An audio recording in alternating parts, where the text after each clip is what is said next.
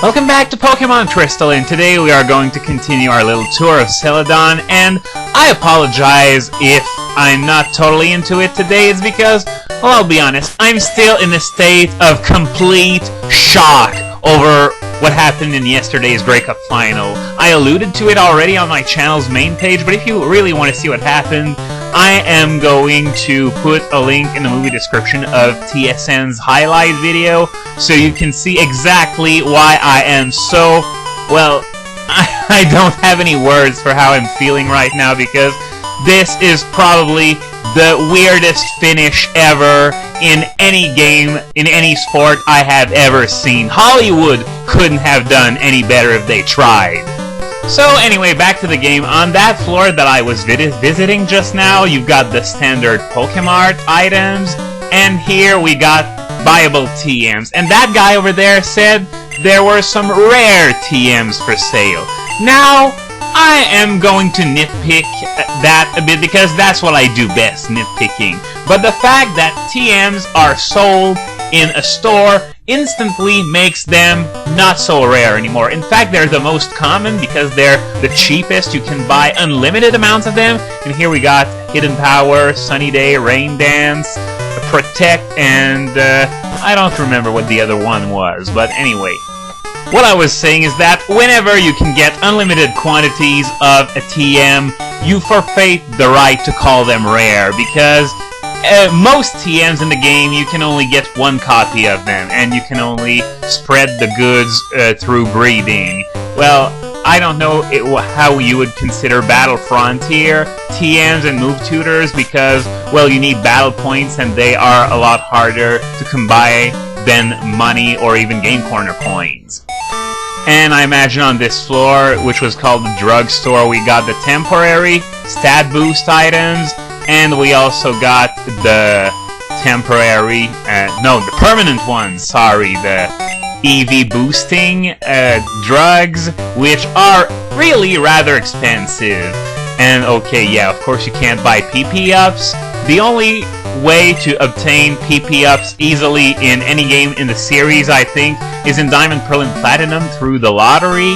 If you trade with a lot of your friends, then you can obtain a lot more PP ups, because in that lottery game, if the last two numbers correspond to one of your Pokemon's ID, the trainer ID, I mean, then you get a PP up, and it checks all of your Pokemon, not just your lead, not just those that you have on yourself, but also those that you have on your PC box. Of course, it doesn't check those you've released, but everything else is fair game.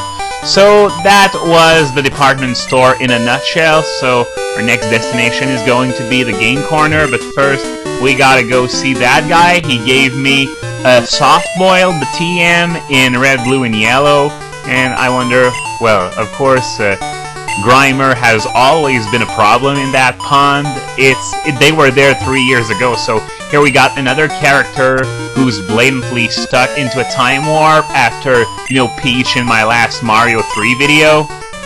And yeah, just looking at what this girl is saying, even though the Game Corner isn't run by Team Rocket anymore, you can still feel that there are still quite a few gambling problems in that city. Then again, I can sort of relate to that because all the casinos in Quebec are owned by Lotto Quebec, which is a public organism that takes care of everything lottery and casino in the province of Quebec. And on one hand, you got the government making ads to prevent gaming addiction, and on the other hand, you got Lotto Quebec building casinos and creating new lotteries to get people addicted. That is not exactly the best way to go about it. And of course not, I'm not gonna buy any coins, and I've said it several times before, but I hate how you can only buy 50 or 500 coins. I would like it in the next generation. Oh, and there's nothing. Well, of course, there's no Team Rocket base there anymore, or maybe it's still there, but it's fallen into disuse, probably, because I don't think anyone went and filled the whole thing with concrete. But yeah, if I want to buy 1 coin, I should be able to buy 1 coin. And if I want to buy 20,000, I should be able to buy 20,000 without being forced to wait several minutes and buy 500, 500, 500, and so on, and so on, and so on. And yeah, the odds vary among machines. You know what? The game has been hacked to pieces, and we still don't know which machines are best. So I think it's just a blatant lie, to be honest. And yeah, it cleaned me out yesterday, so it should pay out today. See? That's how gambling problems start. The fact that you think that just because a machine cleaned you out yesterday, it should pay out today, it's not how luck works. I'm sorry. Now, with that kind of lines from NPCs, I can sort of understand why there's no more game corners in Europe and Australia anymore, because it makes little kids believe that this is how luck works. Sorry, but it isn't. So, got Double Team, Psychic, and Hyper Beam in there. Yeah, short by 100 coins. Well, too bad for you, huh? And, yeah, this guy's really got issues with gambling as well. Seriously. Everyone's got issues with gambling. And we got Pikachu, Porygon, and Larvitar. Porygon only 5,555 coins. This is the cheapest that you will ever get a Porygon for.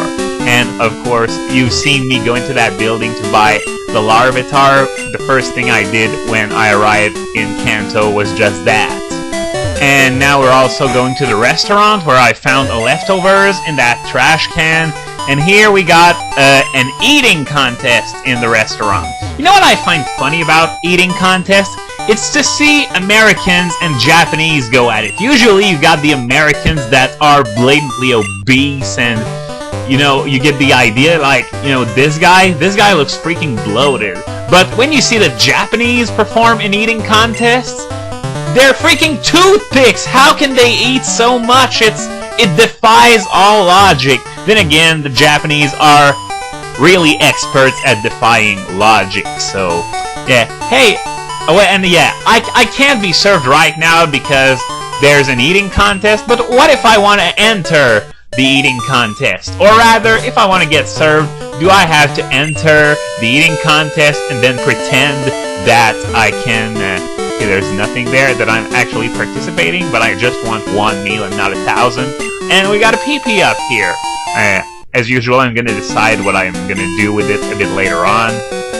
Anyway, now it's time for the gym, but before I head to the gym, I need someone who can cut on my team, so I'm going to go get Farfetch'd, and I'm going to deposit, well, Suicune, I guess.